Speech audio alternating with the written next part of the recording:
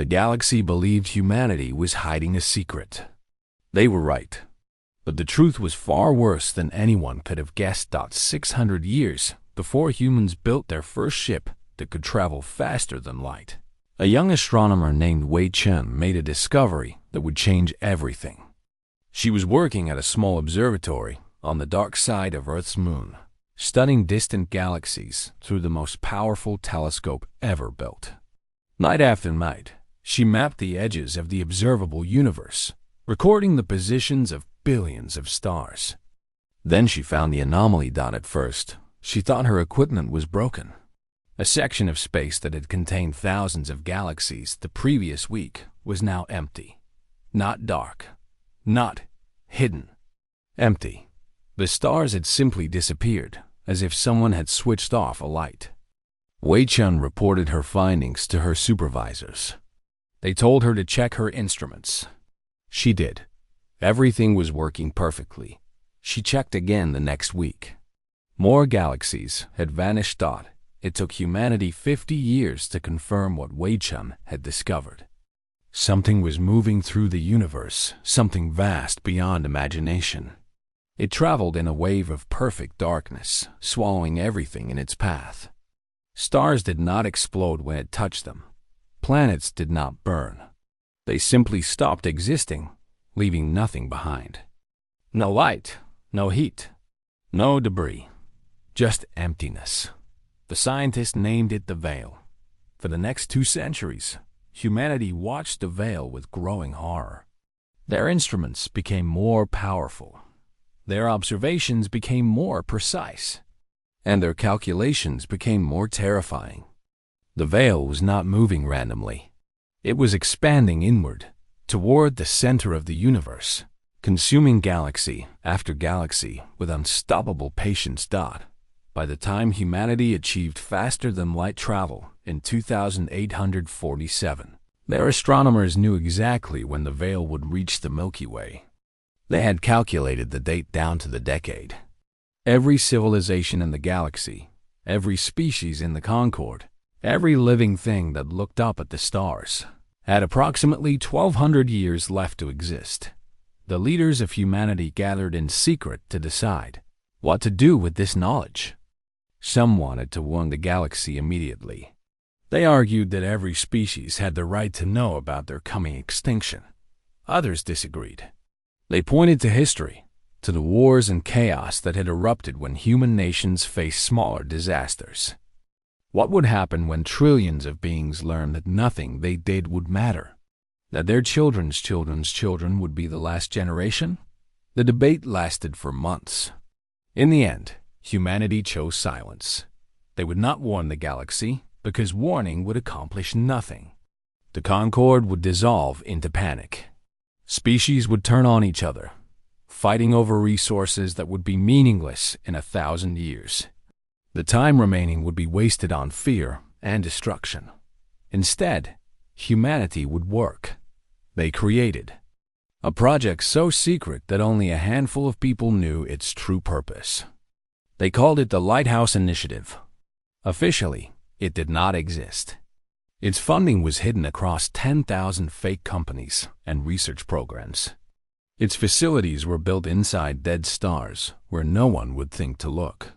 Its researchers were recruited carefully, told the truth, and then separated from the rest of humanity forever. These scientists gave up everything. They left their families with lies about distant postings and long-term studies. They lived and worked in hidden stations, never seeing sunlight again, never holding their children or growing old with their partners. Many of them died without ever seeing the results of their work. But they kept working because the alternative was unthinkable. The goal of the Lighthouse Initiative was simple to state and nearly impossible to achieve. They wanted to stop the Veil. They wanted to find a way to save not just humanity, but every living thing in the galaxy. Generations passed. The project grew. Thousands of scientists became millions, all working in secret across hundreds of hidden facilities. They studied the Veil from every angle. They built instruments that could detect its approach from unimaginable distances. They tested theories that broke the known laws of physics, and they failed. Again and again and again. Meanwhile, the rest of humanity spread across the stars. They met the Concorde. They traded with alien species. They helped stranded ships and signed commercial agreements. And they said nothing about what was coming. It was not easy to keep the secret. Every human who dealt with aliens carried the weight of knowledge on their shoulders. They watched the Kirathi argue over trade routes and wanted to scream that none of it mattered. They saw the Vorlani wage war over ancient insults and wanted to weep at the waste. But they stayed silent, because silence was their duty. The researchers of the Lighthouse Initiative understood this burden better than anyone. They worked in the shadow of extinction, knowing that failure meant the end of everything. Some could not bear it. The project's records, kept in the most secure archives humanity possessed, listed the names of researchers who had taken their own lives. There were many names, but others kept going. They'd passed their work to the next generation, who passed it to the next. Each failure brought new knowledge. Each dead end revealed new paths. The project evolved, grew, learned from its mistakes. And somewhere, in the cold equations of physics and the strange mathematics of space-time, an answer waited to be found. The humans watched the galaxy with patient eyes. They prepared for a war that no one else knew was coming. They built ships and stored supplies and trained soldiers, not for conquest, but for survival. And they waited for their scientists to find a way to save everyone. The Concorde called them the Quiet Ones and wondered at their strange behavior. They could not have imagined the truth. They could not have understood the weight that humanity carried every single day. Because the humans were not just silent. They were screaming on the inside, holding back a warning that would shatter everything. They were watching the clock tick down toward midnight, hoping against hope that they could stop it before the last second struck. The veil continued its march through the universe.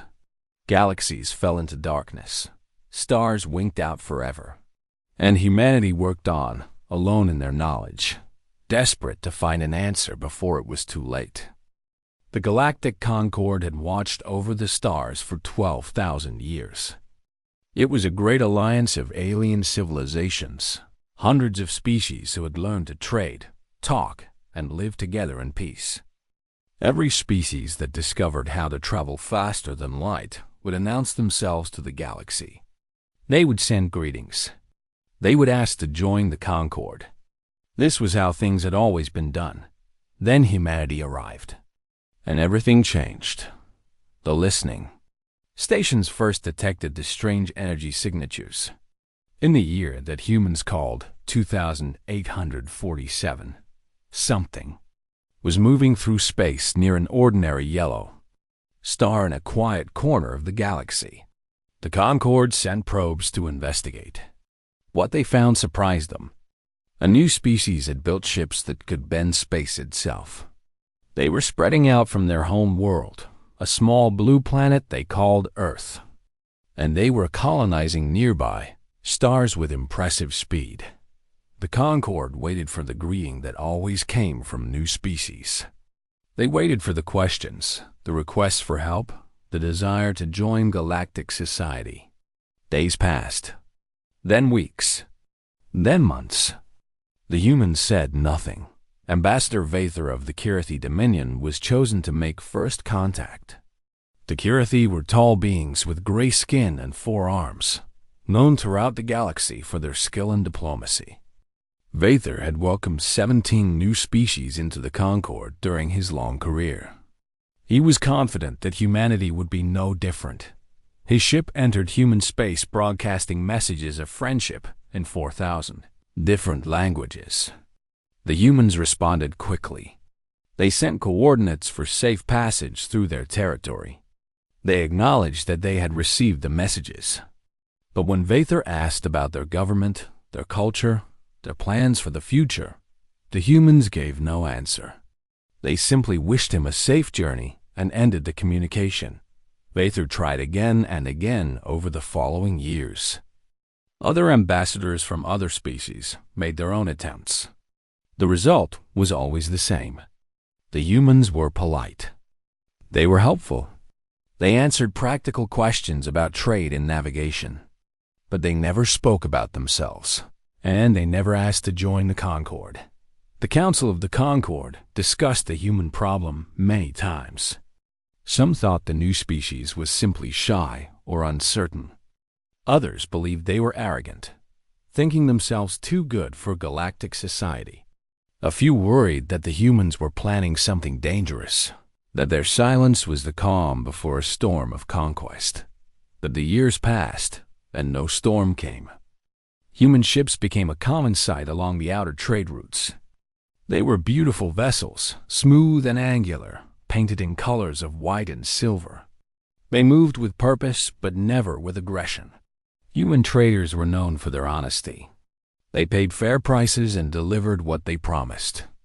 Human rescue ships would stop to help any vessel in distress, regardless of what species was aboard. They asked for nothing in return except a simple thank you. Decades became centuries. Human territory grew until it covered hundreds of star systems. Their technology advanced faster than anyone expected. Their ships became sleeker, their weapons more powerful, their cities more magnificent.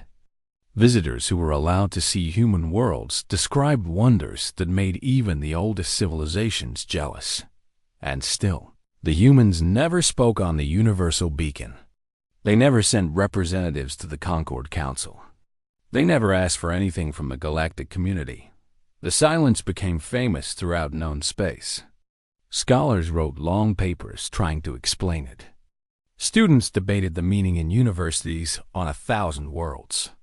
The humans earned a nickname that spread across the galaxy, the Quiet Ones. Some species began to fear what they did not understand. The Volani Collective, an ancient civilization of beings made partly of living crystal, sent spies to human worlds. The spies returned with reports of ordinary life. Families raising children, workers building homes, scientists studying the stars. Nothing threatening, nothing suspicious. Just people living their lives in silence. The Kirathi Dominion took a different approach. They studied every interaction with humans, every trade agreement, every rescue mission, looking for patterns. What they found was strange. The humans seemed to be preparing for something. They built more ships than they needed for trade. They stored more food than their population required. They trained more soldiers than any peaceful civilization would need. When confronted with these observations, the humans simply smiled and changed the subject. 300 years after first contact, a young Kirithi historian named Salaith wrote a book that became famous across the galaxy. She argued that humanity was not shy, not arrogant, and not planning conquest. She believed they were waiting. The humans know something we do not, Salaith wrote. They are preparing for an event that we cannot see. Their silence is not rudeness. It is patience. They will speak when they are ready, and not one moment before. The question that keeps me awake at night is simple. What are they waiting for? The book caused great debate, but it changed nothing. The humans continued their silence. They continued their preparations. They watched the galaxy argue and fight over small things. And they said nothing. Some species grew angry at the humans for their refusal to participate. Others grew curious. A few grew afraid. But no one could force the humans to speak before they chose to dot in the halls of the Concord Council. The oldest members sometimes discussed humanity in quiet voices. They had seen many strange things in their long lives. They had witnessed the rise and fall of empires, the birth and death of stars. But they had never seen anything like the humans.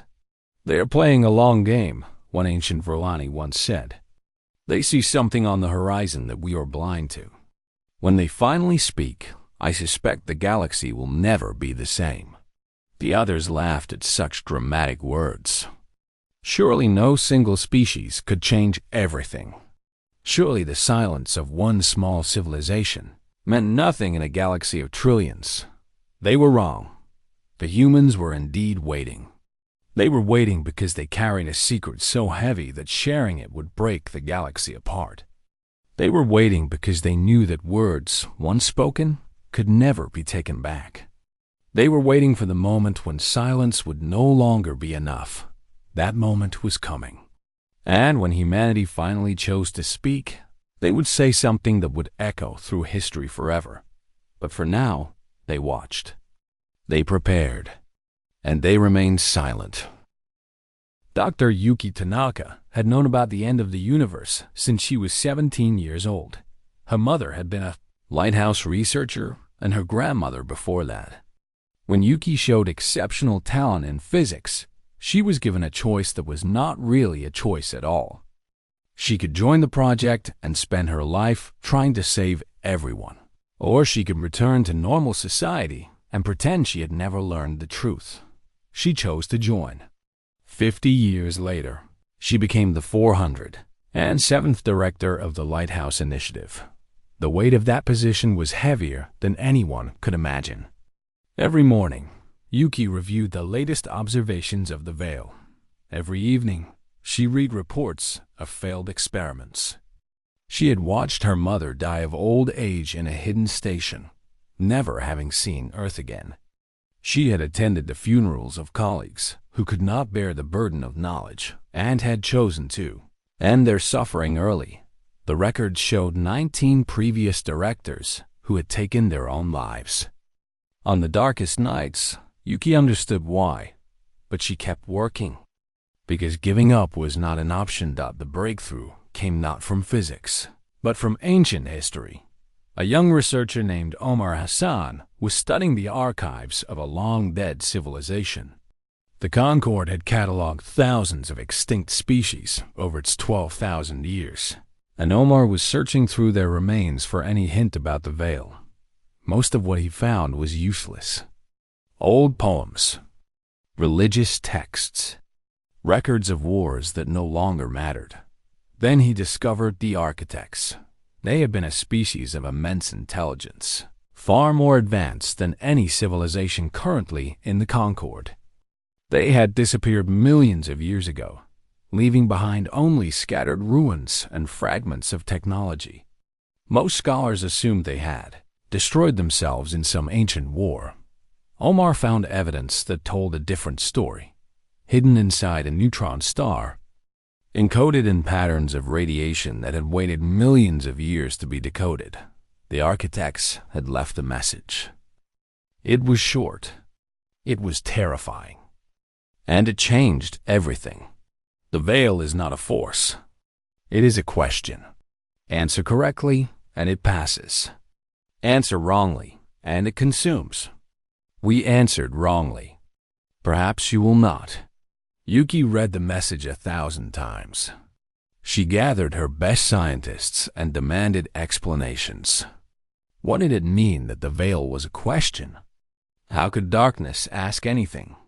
And what answer could possibly stop something that had destroyed countless galaxies? It took humanity another 100 years to understand. The Veil, they eventually realized, was not a natural disaster. It was not a weapon. It was something far stranger. It seemed to be a test, created by something so far beyond understanding that calling it intelligent was like calling the ocean wet. The Veil moved through the universe evaluating civilizations, asking a question that was never spoken aloud, but somehow always understood. The question was about value, about meaning, about why a civilization deserved to continue existing, and the answer could not come from just one species. This was the key that unlocked everything. The architects had tried to answer alone, speaking only for themselves. They had failed. The Veil had consumed them along with their entire galaxy. But what if the answer required something more? What if it required every voice speaking together as one? Yuki understood immediately what this meant. Humanity could not save the galaxy alone. They needed everyone.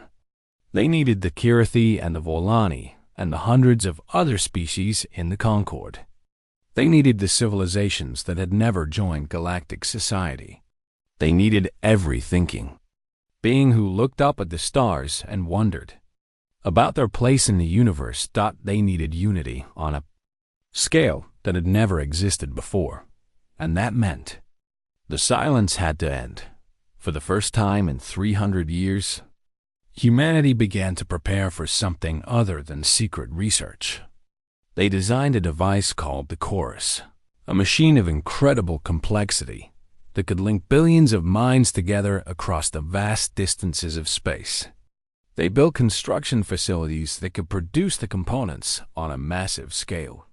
They trained engineers and programmers and technicians for a project that would require the entire galaxy's cooperation. UK. I spent her final years as director overseeing these preparations. She knew she would not live to see the veil arrive. She knew she might never know if humanity's plan would work. But she had hope for the first time since taking the job. On her last day, she recorded a message for her successor.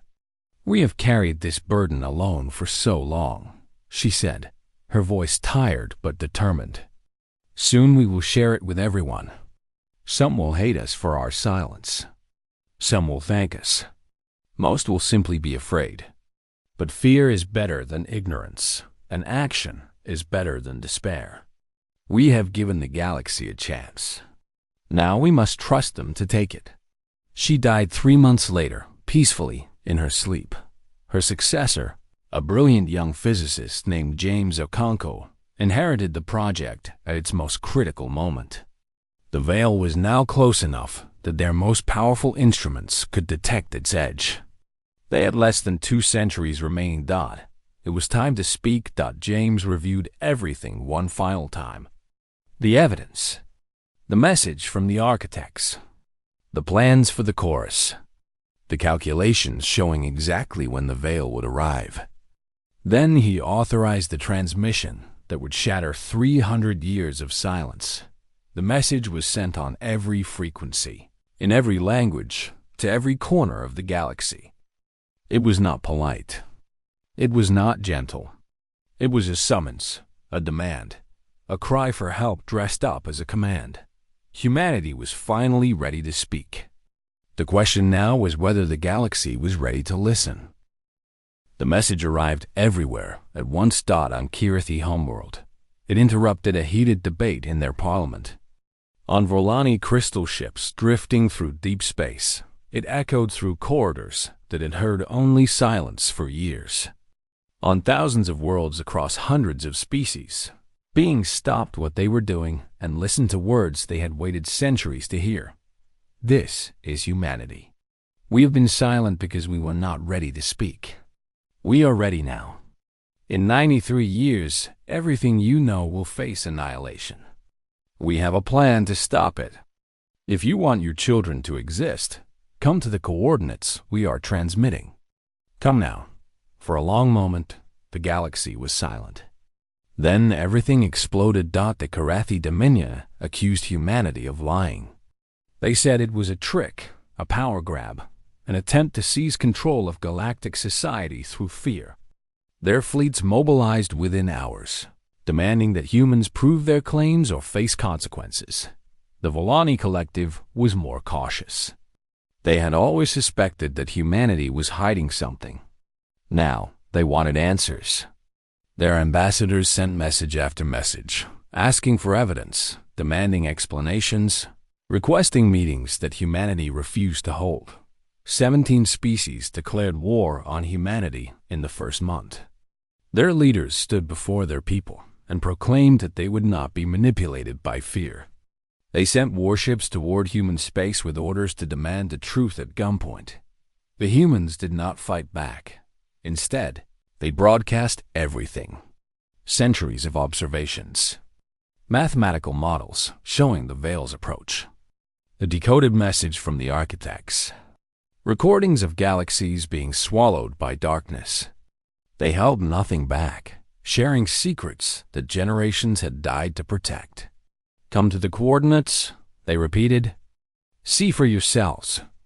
or don't, and die wondering if you made the right choice. The evidence was overwhelming.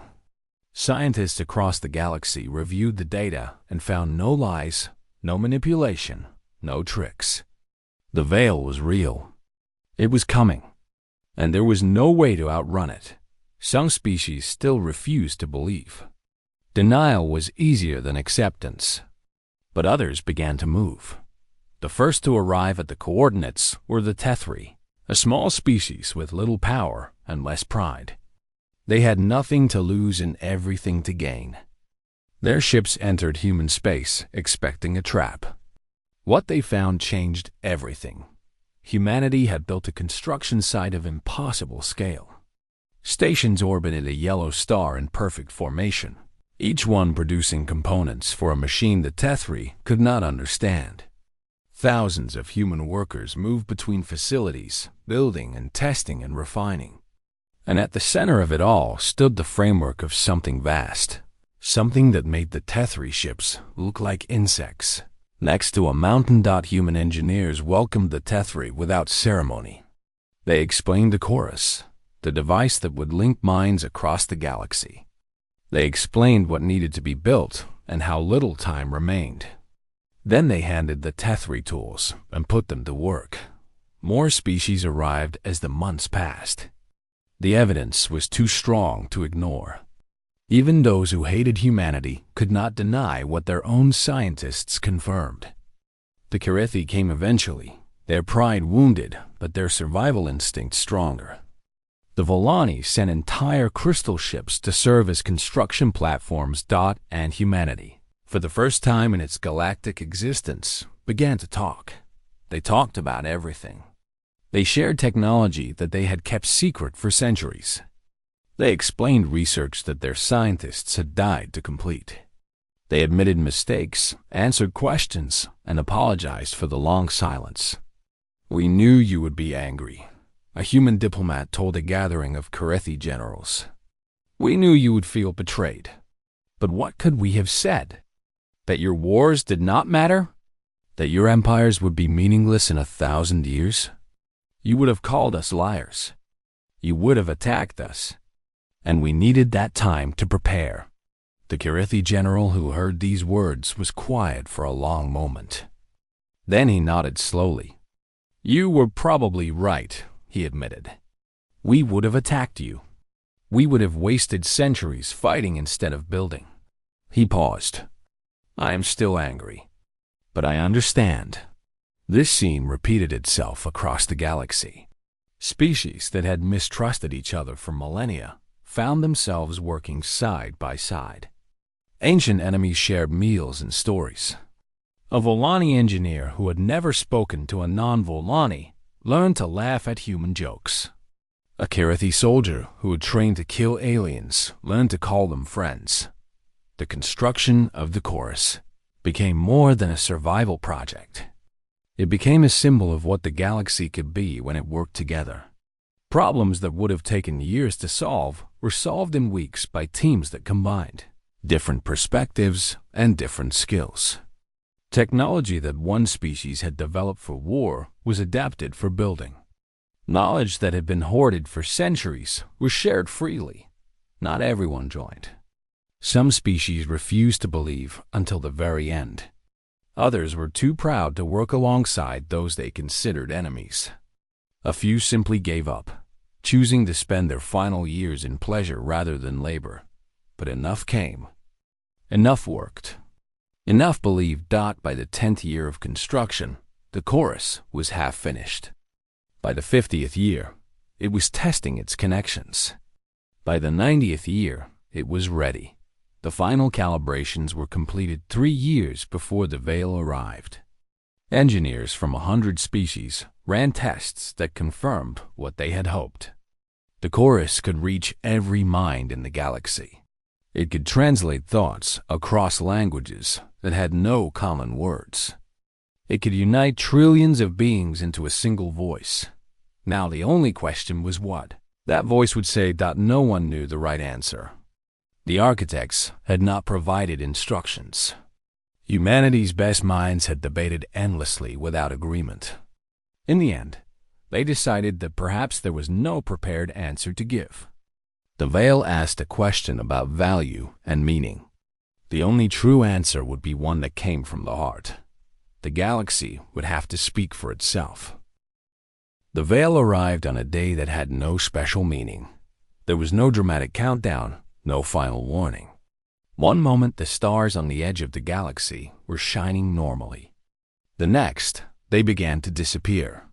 Darkness spread like ink in water, swallowing light and matter and everything that existed. Trillions of beings watched through the sensors of the chorus as extinction approached.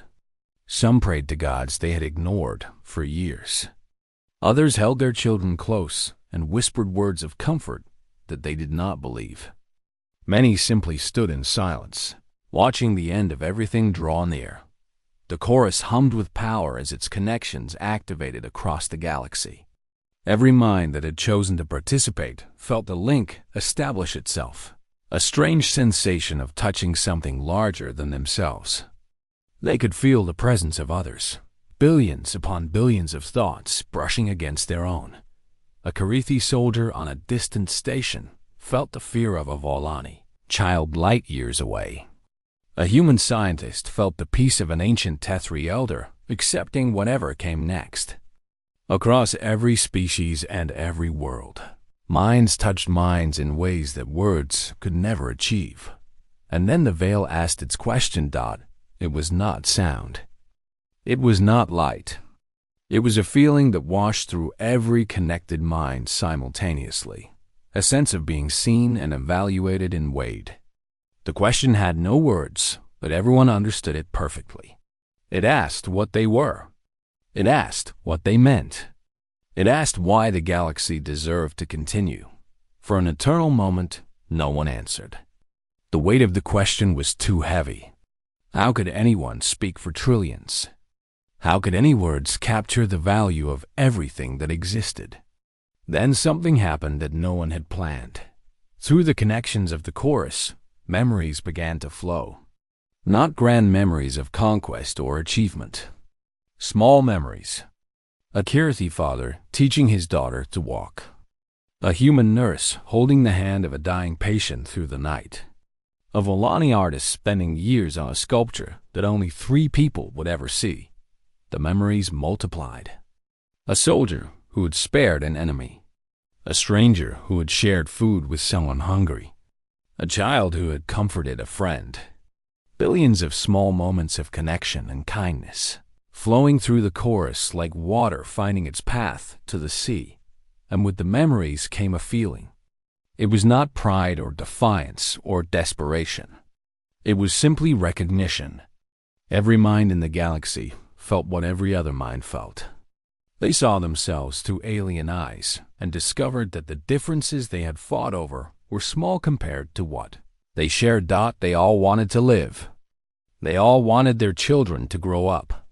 They all felt joy at beauty and pain at loss. They all reached out to others in their darkest moments, hoping not to be alone. The answer formed without planning, without words, without any single mind choosing it. It was the combined weight of every act of kindness ever performed, every sacrifice made for a stranger, every moment when someone had chosen connection over isolation. It was the Tethri who had asked for help and the humans who had given it. It was the Kirithi who had set aside their pride and the Volani who had shared their secrets. The answer was simple, so simple that it needed no language at all. We are not alone. We choose not to be alone. That is what we are. That is what we mean. That is why we deserve to continue. The veil received the answer. For a terrible moment, nothing happened. The darkness continued to advance. Stars continued to disappear. Everyone watching believed they had failed. Then the veil stopped. The edge of the darkness hung in space like a wave frozen at its peak. Slowly, impossibly, it began to recede. Stars that had vanished reappeared. Light returned to places that had known only void. The veil pulled back from the galaxy and continued its journey through the universe, leaving the Milky Way untouched. The question had been asked. The answer had been accepted. The galaxy had survived. The chorus fell silent as minds disconnected, returning to their individual selves. But they were not the same minds they had been before. They had touched something larger than themselves, felt what it meant to be truly united. That experience would never fully fade. In the hours that followed, celebrations erupted across 1,000 worlds. Species that had been enemies embraced. Strangers wept together in the streets. The relief was overwhelming, almost too large to contain. But there were questions, too. The Kirathi ambassador Vather, old now and tired, finally got the meeting with humanity that he had wanted for 300 years.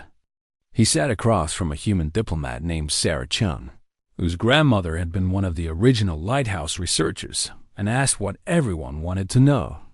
Why did you wait so long? Why did you remain silent for centuries while we fought and squabbled over nothing? Sarah Chun looked at him for a long moment. She thought about her grandmother, who had died in a hidden station without ever seeing the sun. She thought about the generations of scientists who had sacrificed everything for this moment. She thought about the weight of carrying a secret so heavy that it broke people just to know it. Because you were not ready to listen, she said finally. And honestly, neither were we. Some things can only be said once, when the moment is right. We were waiting for that moment. We were waiting for you to be ready to hear what we needed to say. Vather leaned forward. And what was that? What did humanity need to say so badly that you waited 300 years to say it? Sarah smiled. She thought about the chorus, about that moment when every mind in the galaxy had touched. She thought about the answer they had given together. Not humanity's answer, but everyone's answer. That we are better together, she said. That is all. That is everything. We could have told you that from the beginning, but you would not have believed us. You had to feel it for yourselves. Vather sat back in his chair. He thought about his own long life, about the wars he had seen and the peace he had helped build. He thought about the moment when he had felt a Vellani mind touching his own and realized that they were not so different after all. You were right, he admitted. We would not have believed you. But we believe now. Outside the window, stars shone in the darkness. They would continue shining for billions of years more. The galaxy had spoken once, with one voice, and it had been enough. Humanity's silence was finally over. And in its place, something new was beginning. Something that would need no words at all, because everyone already knew what it meant. They were not alone. They chose not to be alone, and that made all the difference.